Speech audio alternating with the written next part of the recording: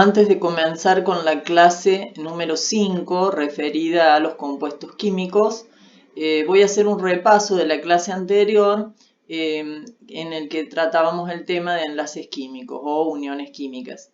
Entonces decíamos que en general las sustancias son sustancias poliatómicas y logran esto de estar formadas por varios átomos a través de las uniones químicas o de los enlaces químicos. Es decir, esos átomos están unidos por fuerzas que llamamos uniones químicas.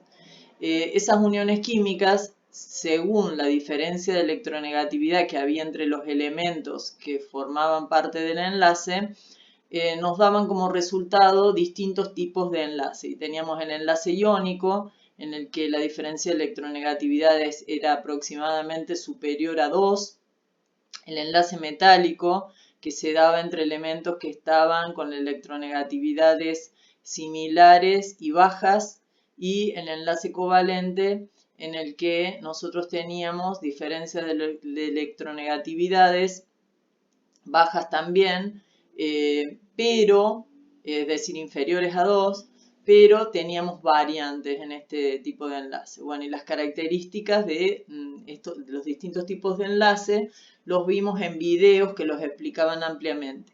La idea acá es hacer una super síntesis que permita organizar los temas que se vieron. Entonces, cuando nosotros teníamos un enlace iónico, utilizábamos como forma de representación diagramas de puntos y fórmulas. Y como eran cristales, nosotros no podíamos hablar de moléculas en el momento que teníamos un enlace iónico. Lo mismo pasa con el enlace metálico, no se forman moléculas. Cuando hay enlaces covalentes presentes, se forman unidades formadas por un grupo de átomos y estas unidades sí se llaman moléculas. El enlace covalente podía ser de distinto tipo, enlace común, cuando se unían dos elementos compartiendo un par de electrones. El enlace podía ser dativo, cuando uno de los elementos era el que aportaba el par de electrones. Y a su vez, también los enlaces podían ser enlaces polares, si había diferencias de electronegatividades entre los elementos, o apolar si la diferencia de electronegatividades era muy baja, menor a 0,4. Dentro de los enlaces comunes, nosotros también teníamos variantes que podía ser un enlace heteronuclear o un enlace homonuclear. En el caso del heteronuclear era entre dos átomos diferentes y casi siempre coincidía con ser un enlace polar, o homonuclear en el caso de tener átomos iguales que formaban el enlace y que compartían los electrones. Y ahí este tipo de enlace me va a generar una molécula que es apolar.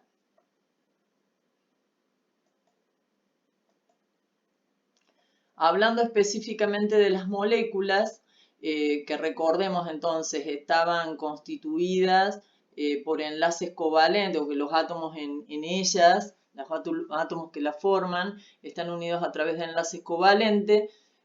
Recordamos también que esas moléculas pueden ser representadas por una fórmula molecular y que esas moléculas tienen distintas formas. Esas formas nosotros las obteníamos a través de lo que llamábamos estructura de Lewis y a través de la teoría de la repulsión de los pares electrónicos. Mediante estos dos reglas, digamos, estos dos conceptos, nosotros podíamos determinar cuál era la forma de la molécula. Yo les comentaba que en las ejercitaciones que ustedes van a tener y en el parcial que van a tener, ustedes, yo les voy a dar la estructura de Lewis, no la van a tener que plantear ustedes, y lo que sí van a tener que hacer es, utilizando la TREPEP, determinar la estructura molecular y electrónica de la molécula que se les dé de ejercicio. Bien, entre las moléculas había a su vez una fuerza de atracción entre ellas más o menos intensas, que se llaman fuerzas intermoleculares. Y esas fuerzas intermoleculares, según como sean, van a influenciar o van a determinar las propiedades macroscópicas de las sustancias. Esas fuerzas intermoleculares se podían clasificar en fuerzas de London, fuerzas dipolo-dipolo y fuerzas enlace puente hidrógeno. En el caso de las fuerzas de London, en general eran fuerzas que se establecían en todas las moléculas, pero que prevalecían en las moléculas que son apolares, mientras que las fuerzas dipolo-dipolo prevalecen entre las moléculas que son polares. Y en el caso del enlace puente hidrógeno, tenía que haber en la molécula la presencia de un hidrógeno unido a un elemento muy electronegativo como podía ser el oxígeno, el flúor o el nitrógeno. Y acá vamos a hacer un ejercicio para profundizar uno de estos subtemas referido a las moléculas y su estructura. Y el ejercicio dice, dada la siguiente estructura de Lewis, determine la estructura electrónica, la estructura molecular y prediga si la molécula es polar, qué fuerzas intermoleculares prevalecerán, así como también algunas de sus propiedades características. Entonces, en el ejercicio, que es similar a lo que se les va a tomar, se les va a dar la fórmula molecular y se les va a dar la estructura de Lewis. ¿Está? Esta estructura de Lewis no me indica, o no debería indicarme, qué forma va a tener, no les debería indicar a ustedes qué forma va a tener la molécula en el espacio, sino que ese sería lo que ustedes tendrían que resolver. Entonces, si analizamos esta molécula, vemos que tiene 3 pares de electrones, un par es libre y 2 pares son enlazados. A su vez, podemos identificar acá que hay un enlace dativo. ¿Por qué? Porque el azufre es el que está poniendo el par de electrones que comparte con el oxígeno, porque el oxígeno tiene 6 electrones en su capa de valencia y le faltan 2 para completar el octeto. Y en el caso de esta parte de la molécula tenemos un enlace doble formado por la compartición de 2 pares de electrones, pero esos electrones son propuestos, digamos, o los aportan el oxígeno y el azufre. Entonces no son enlaces dativos, pero sí hay un doble enlace y eso también es algo que ustedes tendrían que identificar en las moléculas. Y bueno, y el par de electrones libres. Entonces, a partir de esto, ustedes ahora tendrían que predecir la estructura electrónica, es decir, cómo están dispuestos los pares de electrones que rodean, 2 pares de electrones compartidos que rodean al átomo central. Tenemos 3 pares de electrones, entonces según la TREPEP se van a repeler entre sí de manera de estar lo más alejado posible y esto me da una estructura electrónica trigonal. Pero esa estructura trigonal no es un triángulo perfecto, digamos la distribución, los ángulos que hay entre esos enlaces no van a ser todos iguales, porque los pares libres en general tienen una repulsión mayor si lo comparamos con los pares enlazados. En sí, la distribución alrededor del azufre va a ser una distribución trigonal, pero con ángulos diferentes. Acá les muestro cómo va a quedar.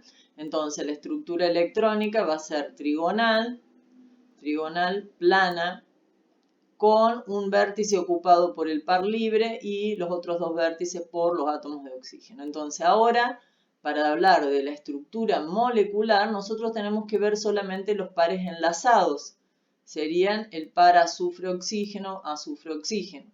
Y este par enlazado me está dando una molécula que la llamamos angular. ¿Está? Y esa sería una parte de la solución del problema.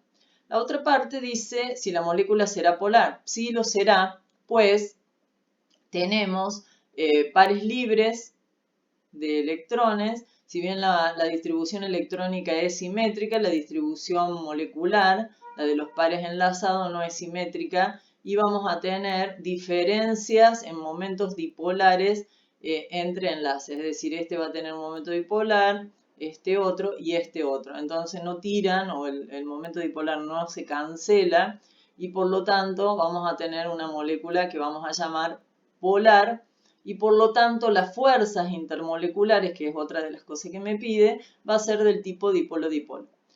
Y si las comparamos con otras moléculas de igual peso molecular, vamos a poder decir, por ejemplo, refiriéndonos a las propiedades macroscópicas, que su punto de ebullición será más alto comparado con moléculas que sean apolares.